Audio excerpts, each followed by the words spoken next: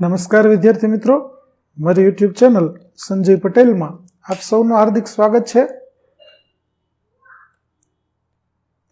મિત્રો, આજના વિડીયોની અંદર આપણે ધોરણ 8 વિષય છે ગુજરાતી, જેનો પાઠ 17 જેનું નામ છે ચિત્ત તું સિદ્ધને ચિંતા ધરે. આ પાઠના સ્વાધ્યાયના પ્રશ્નો અને તેના જવાબો વિશે શીખવાના છીએ.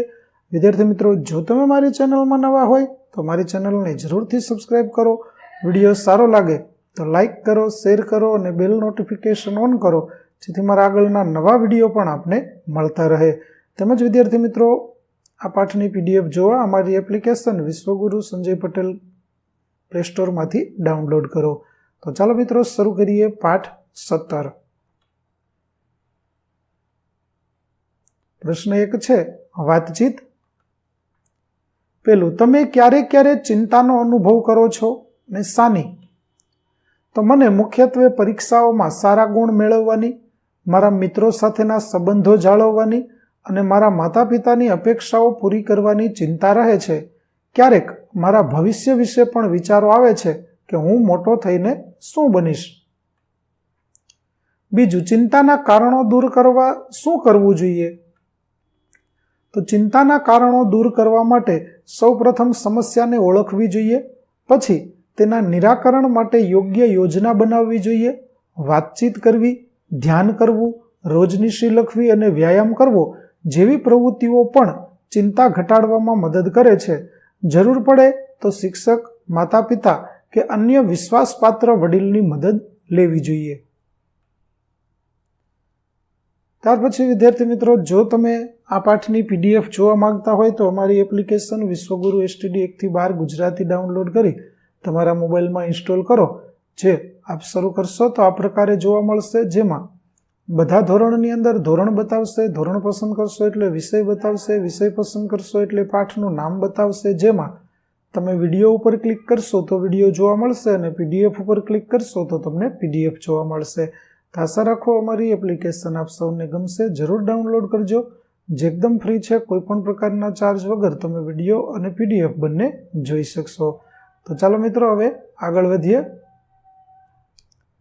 પ્રશ્ન 3, કોઈ બાબતની ચિંતા કરવાથી સમસ્યા હલ થઈ શકે કેમ?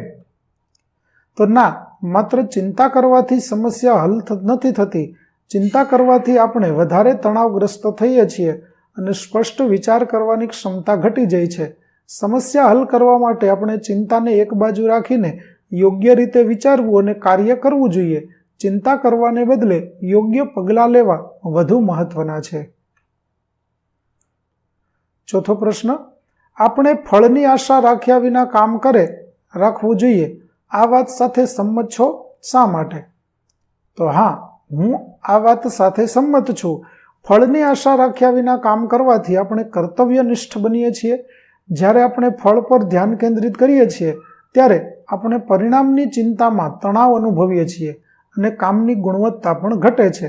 જ્યારે આપણે માત્ર કર્મ પર ધ્યાન કેન્દ્રિત કરીએ છીએ ત્યારે આપણે વધુ સારી રીતે કામ કરી શકીએ છીએ અને આનંદ પણ મેળવી શકીએ છીએ.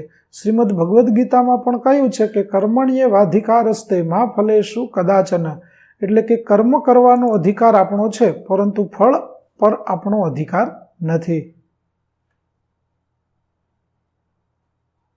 ત્યાર પછી 2, શબ્દ યાદીમાંથી જુદા પડતા શબ્દને છેકો. તો પહેલામાં કાળજી છે તે જુદો પડશે, બીજામાં લક્ષ્ય જુદું પડશે, ત્રીજામાં બૂમ જુદું પડશે અને ચોથામાં પડશે પગલું.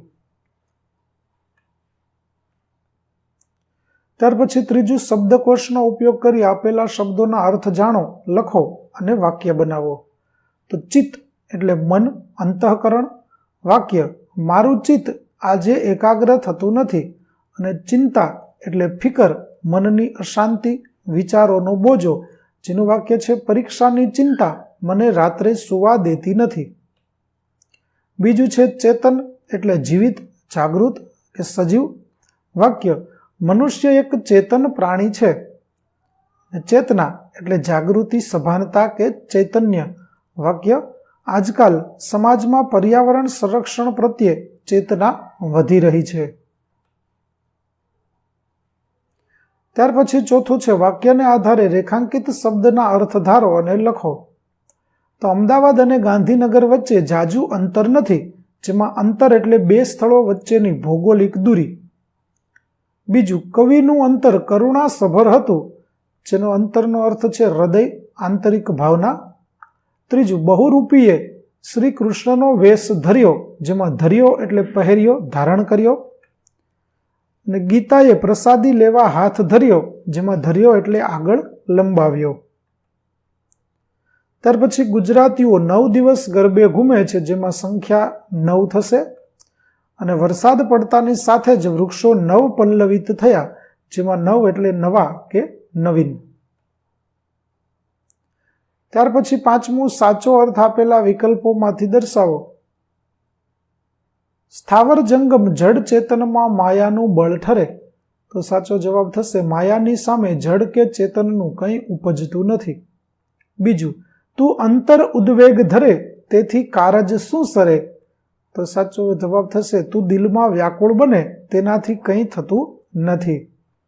ત્રીજું, જેનું જેટલું જે જેમ કાળે તે તેને કર ઠરે.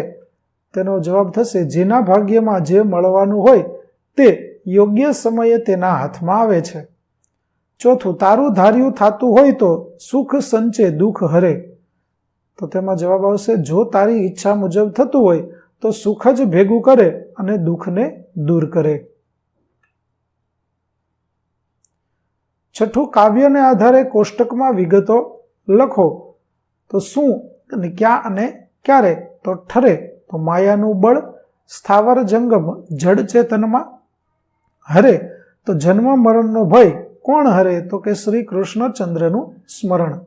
ત્યાર પછી ધરે એટલે શ્રી કૃષ્ણનું ધ્યાન 9 માસ ગર્ભમાં. ફરે તો 184 માયાનું આવરણ કર્યું. અને ભરે તો ભરાવેલું ડગલું દોરી સર્વની એના હાથમાં. ત્યાર પછી સાતમું, ચિત્ત તું શા માટે ચિંતા કરે છે. આ વાતને કાવ્યાત્મક રીતે રજૂ કરવા ચિત્ત તું સિદ્ધને ચિંતા ધરે એવી પંક્તિ બનાવી છે. તો નીચે આપેલા વાક્યોને એ રીતે કાવ્યાત્મક બનાવો. જેમાં પેલું, આંખ તું શા માટે રડે છે. તો આંખ તું સિદ્ધને રડે. બીજું, જીભ તું શા માટે ચીસો પાડે છે. તો જીભ તું સિદ્ધને ચીસો પાડે. ત્રીજું, હવા તું શા માટે ફરફરે છે. તો હવા તું સિદ્ધને ફરફરે. ચોથું, હોઠ તું શા માટે બબડે છે. તો હોઠ તું સિદ્ધને બબડે. પાંચમું, ઉપર મુજબ બીજી 2 પંક્તિઓ બનાવો. તો ભમરા તું સિદ્ધને ફૂલે ફૂલે ફરે અને કોયલ તું સિદ્ધને ટહુકા કરે. ત્યાર પછી 8મો પ્રશ્ન, વાંચો, સમજો અને સ્વરચિત પંક્તિ ઉમેરો. પેલું, થનાર વસ્તુ થયા કરે જેમ શ્રીફળ પાણી ભરે. થનાર વસ્તુ થયા કરે જેમ દાડમ દાણા ભરે. થનાર વસ્તુ થયા કરે જેમ નદીના નીર વહે. થનાર વસ્તુ થયા કરે જેમ ફૂલ ખીલ્યા કરે. થનાર વસ્તુ થયા કરે જેમ વાદળ વર્ષા કરે. અને થનાર વસ્તુ થયા કરે જેમ ઝરણા ખળખળ વહે. ત્યાર પછી પ્રશ્ન 9, કલા મહાકુંભમાં તમારા મિત્રે કાવ્યગાન કરેલું, તેનો પ્રથમ નંબર આવ્યો છે. તેને અભિનંદન પાઠવતો અને તેના અનુભવો જણાવતો મેસેજ તૈયાર કરો. તો આ રીતે આપણે તેનો મેસેજ છે તે તૈયાર કરી શકીએ. વિદ્યાર્થી મિત્રો, અહીં મેં એક નમૂનારૂપ મેસેજ બનાવ્યો છે. તમે આની મેસેજની અંદર ફેરફાર કરીને પણ તૈયાર કરી શકો છો.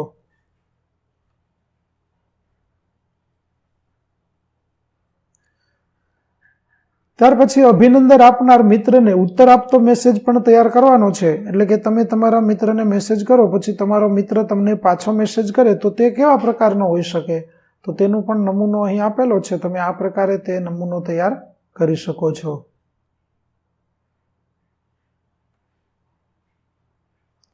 ત્યાર પછી 10મો પ્રશ્ન, પ્રશ્નોના ઉત્તર લખો. જેમાં પેલું, ચિત્ત તું સિદ્ધને ચિંતા ધરે એવું શા માટે કહ્યું હશે.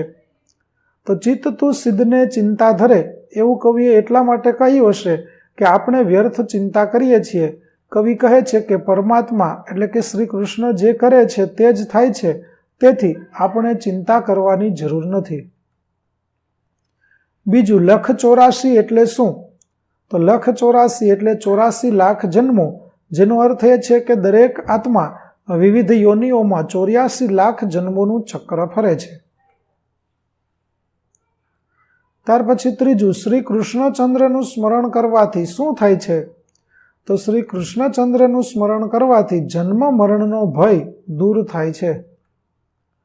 ચોથું, કાવ્યમાં કોના પર ભરોસો રાખવાનું કહ્યું છે? શા માટે? તો કાવ્યમાં પરમાત્મા પર ભરોસો રાખવાનું કહ્યું છે, કારણ કે એમનું જ ધાર્યું થાય છે, આપણા પ્રયત્નો વ્યર્થ છે. પાંચમું, કવિને મતે આપણે ક્યું અજ્ઞાન રાખીએ છીએ? તો કવિને મતે આપણે એ અજ્ઞાન રાખીએ છીએ કે બધું આપણા નિયંત્રણમાં છે, જ્યારે ખરેખર તો બધું પરમાત્માના નિયંત્રણમાં છે. તો વિદ્યાર્થી મિત્રો, અહીં આપણો પાઠ 17 ચિત્ત તું સિદ્ધને ચિંતા ધરે ના સ્વાધ્યાયના પ્રશ્નો અને તેના જવાબો પૂરા થાય છે. આગળના પાઠના સ્વાધ્યાયના પ્રશ્નો અને તેના જવાબો મેળવવા મારી ચેનલને જરૂરથી સબસ્ક્રાઇબ કરો, તેમજ PDF જોવા પ્લે સ્ટોરમાંથી અમારી એપ્લિકેશન વિશ્વગુરુ STDF થી 12 ગુજરાતી ડાઉનલોડ કરો. ફરી મળીશું નવા વિડીયો સાથે. ત્યાં સુધી આવજો.